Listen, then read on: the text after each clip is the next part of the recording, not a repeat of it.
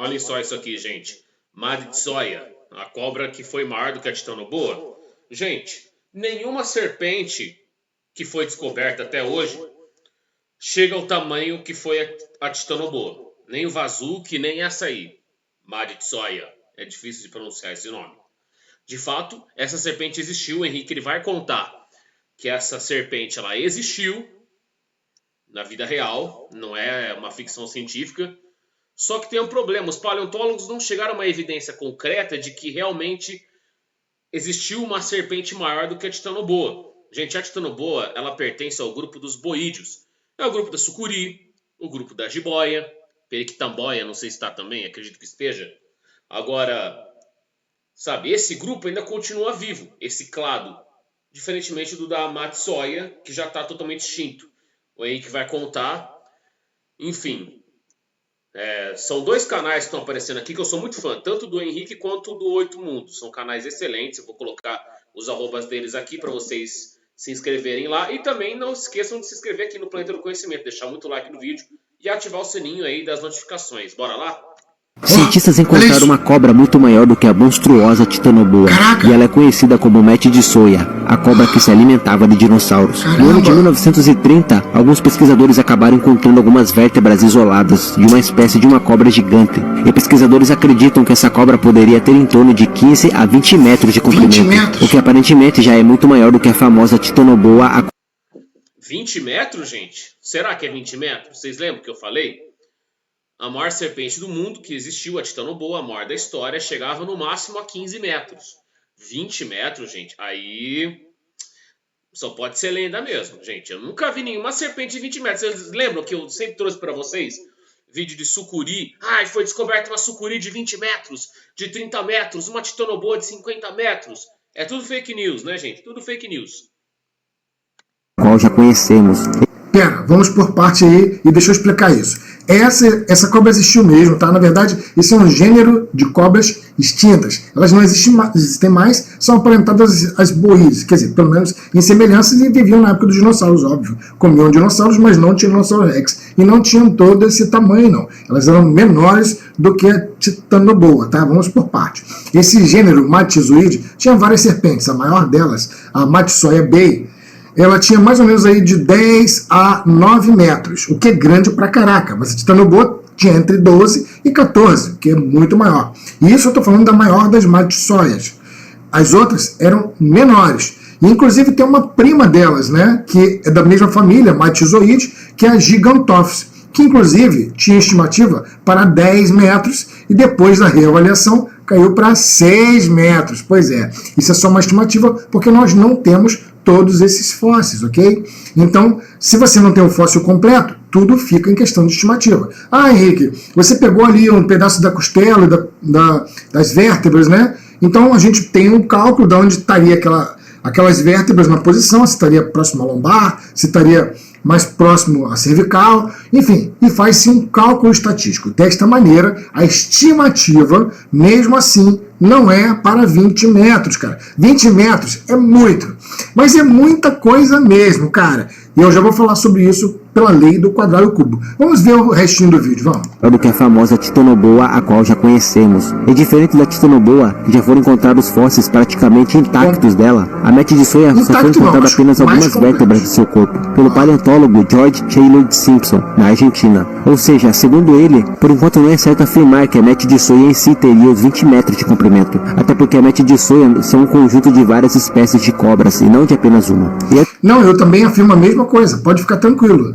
Eu acabei de explicar aqui, que eram várias serpentes do gênero Matsoia. E o problema todo é que justamente os fósseis, se tiverem sido encontrados em conjuntos, podem determinar uma espécie única, que na verdade eram várias espécies. Esse problema é muito comum para anfíbios, tá? Você às vezes começa a estudar anfíbios pré-históricos, por exemplo, os primeiros anuros, etc., ou já a formação dos anuros, que são sapos, rãs, pererecas, e às vezes você vê um pequenininho, um fóssil maior, um fóssil menor, um fóssil mediano, e você acaba entendendo que seria a mesma espécie, mas na verdade são espécies diferentes. Isso sim que é uma grande dificuldade que os paleontólogos vêm sofrendo aí ao passar dos anos, gente. Eles podem pensar que uma espécie é outra, entendeu? Porque quando eles vão encontrar fósseis, eles podem encontrar vértebras, dentes de vários animais ali misturados, de várias espécies. Podem ser várias espécies de um único gênero, possam ser várias espécies de gêneros diferentes, de clados diferentes. Isso meio que confunde, por mais que às vezes exista uma analogia ali na morfologia, uma similaridade, aí vocês pensam que poderia ser a mesma espécie. Eu vou dar um caso aqui, por exemplo, paleontólogos que estudaram um dinossauro brasileiro. Meu TCC foi com dinossauros brasileiros, né, na minha graduação em biologia, que eu me formei em 2018. O que acontece? Existiu, né, um espinosaurídeo, né, um dinossauro da família Spinosauridae, do clássico espinossauro aegypticus, que habitou, né, o norte da África. Então, o que acontece? Existe uma espécie, Challengeri, do gênero Irritator, Challengeri. Por quê? Vem de irritação, de Irritator, daquele animal que irrita os biólogos, os paleontólogos, os zoólogos. Eles ficam irritados, porque foi um estudo muito complexo, muito difícil, muito trabalhoso. Eles sentiram uma dor de cabeça tremenda na hora de analisar, de estudar, de interpretar os fósseis que eles estavam ali, entendeu? Realizando as pesquisas. Porque pensavam que poderia ser um Maniraptor, que é um grupo de dinossauros raptores, né? Predadores que andavam em grupo. Eles poderiam pensar que poderia ser vários clados de dinossauros carnívoros, né, dentro do grande grupo dos terópodes. Só que era um espinosaurídeo quando eles pensavam que poderia ser um Maniraptor, entendeu? E foi muito esforço, foi muito difícil. Eles ficaram tão irritados que eles colocaram esse nome aí.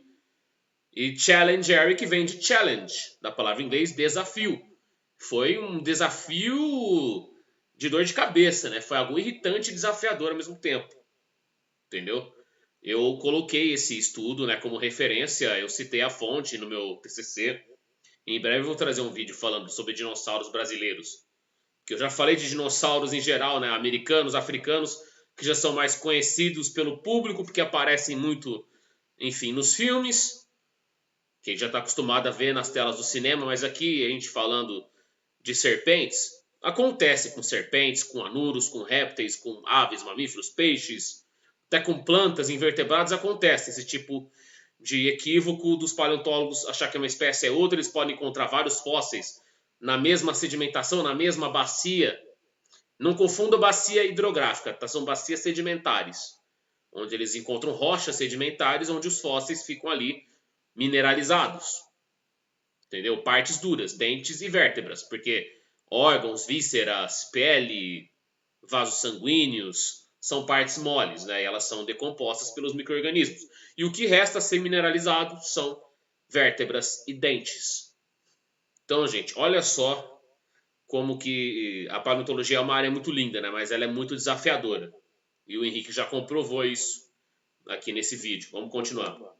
Porque a gente não tem como analisar somente com os ossos. E desta maneira, você tem ali um montão de ossos do mesmo gênero. Por isso, essa complicação, tá? Espero ter explicado aí. Antes da descoberta da famosa Titanoboa no ano de 2009, a maior cobra que já existiu, que havia registro confirmado, era a Gigantophis, que conhecidamente também pertence à família da Metidissoia. E ela viveu há cerca de 35 milhões de anos atrás, na região do deserto do Saara. Ou seja, não é certo afirmar 100% de certeza que é... Não, peraí, deixa eu explicar o que ele quis dizer. A Gigantophis, que seria a segunda maior, não tinha os seus 10 metros, e sim aproximadamente 6, ou seja, foi reestabelecido. E a Metidissoia não tem 20 metros, ela teria 9 ou 10, tá bom? Isso é a maior espécie. Ela era muito maior do que a Titanoboa, porém os pesquisadores acreditam que as chances disso ser verdade são grandes. E você sabia dessa? Não, as chances de serem verdade, na verdade, são bem pequenas, tá? Inclusive, existem regras para esse tipo de coisa. Você não pode ficar simplesmente gigante, assim, do tamanho de uma baleia azul. Pô, Henrique, mas peraí, baleia azul é gigante, como pode? Ah, para isso alguns animais possuem subterfúgios, como, por exemplo, dinossauros saurópodes tinham ossos ocos e pernas em formas de pilar para sustentar o seu peso, assim como o elefante também tem. A baleia azul tem a água que sustenta o seu peso, de modo que existe uma regra e um peso extra para quando você fica grande demais. A gente chama isso de lei do quadrado cubo. Isso significa que quando você dobra de tamanho, você não dobra de peso, mas sim o volume é cúbico, ou seja, a multiplicação é por 3 e não somente dobrar. Você não entendeu ainda? Eu vou te explicar melhor. Se você tem um aquário de 200 litros, significa que ele tem 40 centímetros de altura, 50 de largura, 1 metro de comprimento. Vamos dobrar os valores? 2 metros de comprimento, 80 centímetros de altura e 1 metro de largura.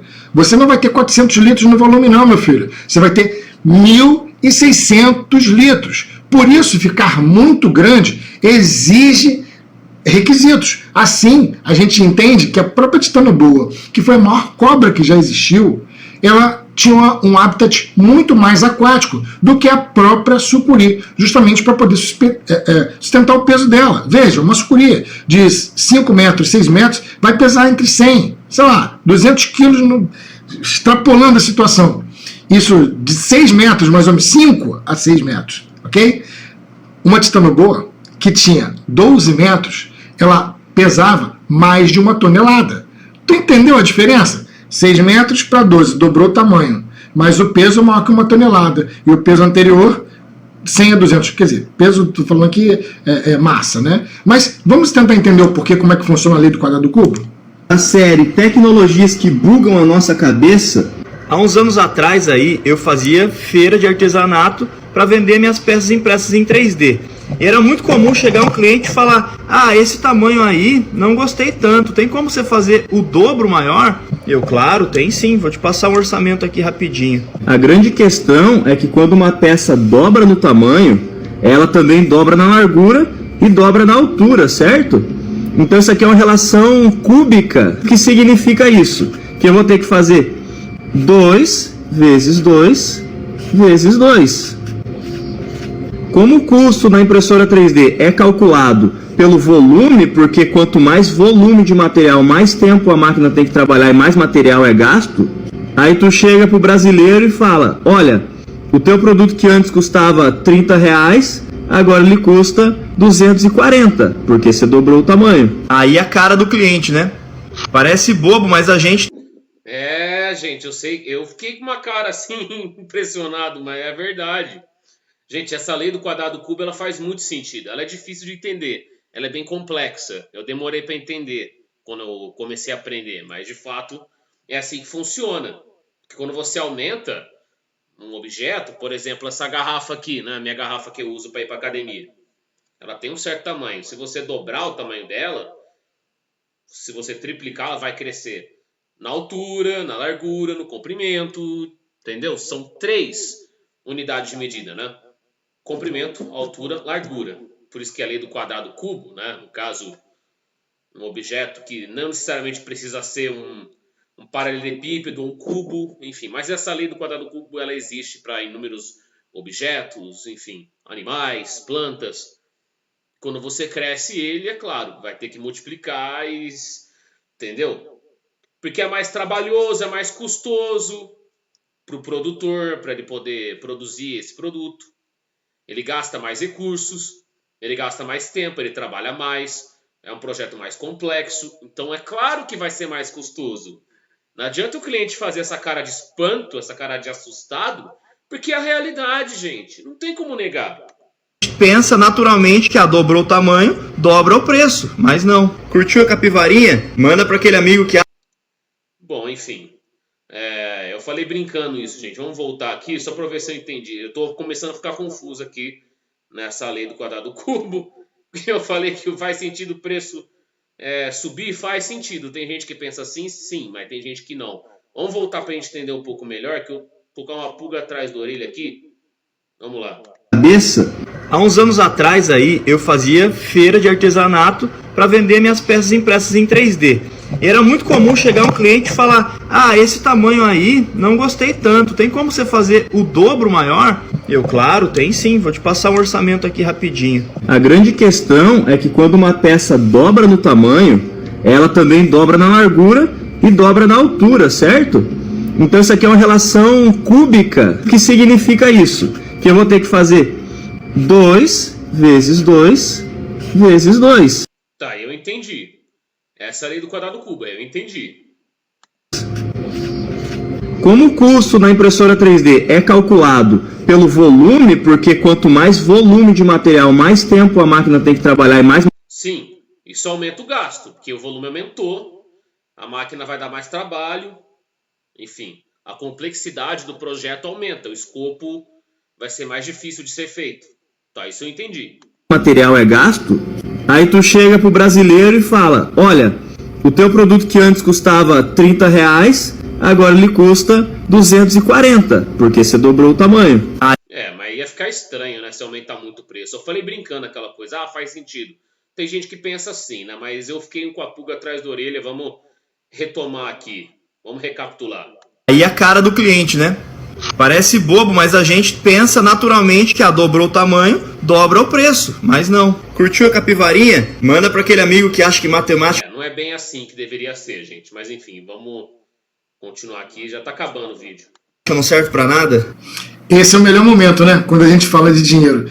Mesmo quando a gente fala de matemática, as pessoas não entendem. Mas quando a matemática envolve o dinheiro, as pessoas entendem. Entenderam o que é a lei do quadrado do cubo? Eu demorei para entender, mas enfim, quem sabe na próxima eu entendo melhor.